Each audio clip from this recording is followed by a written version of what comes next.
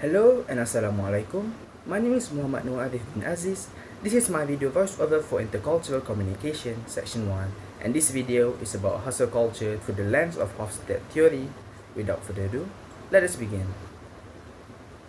As the world is getting more connected than ever, thanks to the creation of the internet and social media, people are getting more conscious of their self-portrayal in a way to gain attention and also to avoid bad impressions.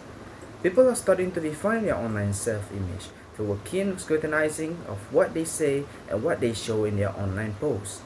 These highly curated posts also tend to cause comparisons between the viewer and the original poster, which spurs a competitive space of which people are trying to outdo each other online. This culture of one-upping one another has helped mold a new culture on the internet called hustle culture. Hustle culture is a culture that promotes constant working.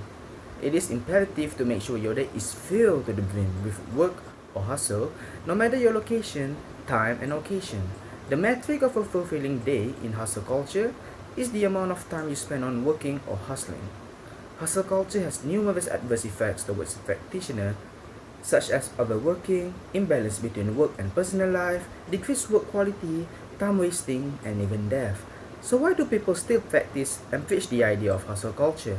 The easy answer is because it portrays the identity of high industriousness, peak productivity, and shows great creativity through the immeasurable output produced every single day, while overlooking the effects of lack of quality sleep due to overwork, the quantity versus quality in their work, and the idea of working for the sake of working without actually working on something that are actually fulfilling for them.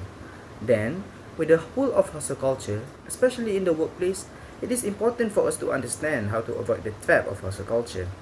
First, we can start working smart by identifying what is important while doing the task and focus strictly on the important stuff while eliminating the non-essential.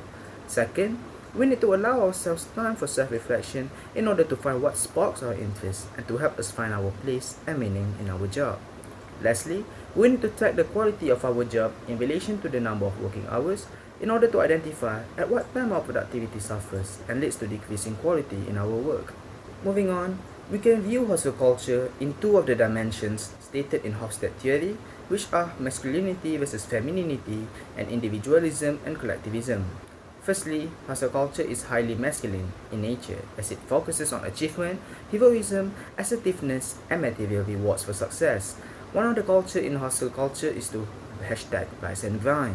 The idea is to wake up earlier than most people, not for the sake of having more time for themselves, but instead, it is to gain a head start than the competition in terms of the quantity of tasks that can be completed that day. Secondly, people who follow hustle culture focus on the quantity of work and pride themselves on losing sleep and not having enough time for their personal life, as they think that they are making these sacrifices in order to obtain material reward and accolades, which are the mainstay of a highly masculine culture.